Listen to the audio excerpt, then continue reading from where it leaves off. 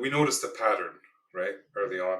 Not the pattern that you think. The pattern that I noticed is that once you get laid off, you think in your head's like, what's interesting to me? And then you go attack that and find a job there. So, Very true.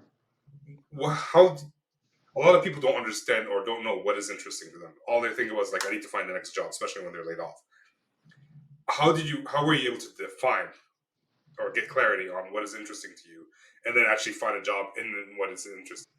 Well, I mean, the tech was always interesting, even before I started working at Computer City. I just loved computers. I loved hardware. I loved making it go. I loved it when I built the box and then I'd get the Windows noise. The Windows 95 chime would work, and I'd click stuff and it would keep working and not give me a blue screen. And I just thought I was the greatest thing on earth. So just having, how did it go? I think what was the I'm trying to remember how I looked for a job. I think it was Job Shark back then, might have been one of the really early websites. Never heard of it. And yeah, like this is like way back in the early 2000s, late 90s, where you could just find these job postings. And I submitted my resume to this company called Maricel. It said they were, an international billion-dollar computer distributor. And I got a call back in about 20 minutes. And the reason why they called me back so quickly was because I had computer retail experience, which was super rare.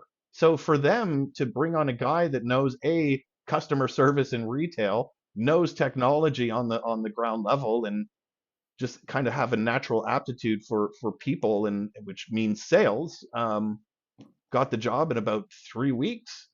And yeah, just kind of stumbled across that, right? And then while I was there, learning about all these vendors, all these manufacturers and developers that would come into the office and throw, Logitech would come in and drop brand new mice and keyboards on 100 sales reps desks and go, here, have this, please talk about Logitech, right? Or Microsoft would come in and hand us full on boxed copies of Office 2003, maybe it might have been 2000, I forget, just coming in and giving us stuff, right? I'm like, it was mind blowing to me. So when my time in distribution ended, because we got bought out, I was like, I need to know more about these vendors, these technology creators, and where they're coming from, and whatnot. And then I learned there's these different tiers of vendors. There's like, your IBM and Compaq, the big guys, Packard Bell back then, even AST.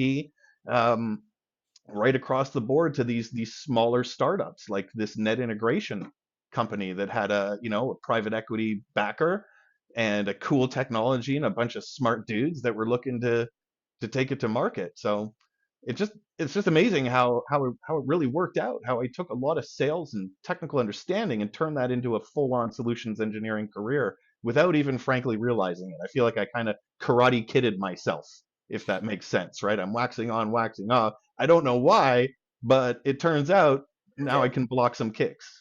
that's how it works, right? That's real life. Well, in your case, it is real life. Okay, in one the other pattern obviously is that you were bought out. When I worked at Nortel from 2000 to 2008, Mm, and then I went back to university. It was an internship, and Nortel went bankrupt right after that. I've been taking credit for it ever since. nice. But your pattern is the company you work for is getting bought out. Right? I know a lot of people who are in similar boats today, where some are very resilient and some suffer some hard times. Right? How did you manage? Like, what was your mentality after you got bought out and laid off in order to like survive and find another job? Uh, I mean, it's a hard question. That's a hard question to answer. I guess, when you get bought out and net new management comes in with their own ideas and their own vision, and there's individuals on the front line or mid-level management that don't necessarily fall into that mold, whatever they might think it is. When you get laid off like that, it's never your fault. It's never a negative to me anyway. My experience was, hey, in some cases, my vision or my position or my role that I played in the company was too much for what they wanted and couldn't find a place to put me in their new vision, right?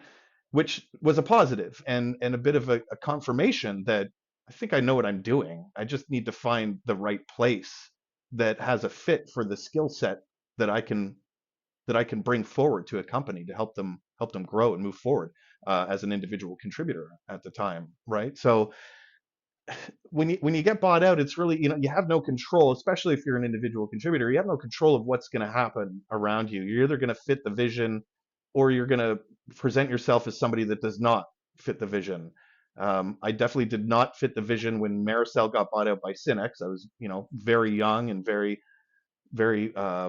vocal about not liking what was going on, and I was basically labeled as a troublemaker, and they, more or less kicked me out of the joint in a nice way.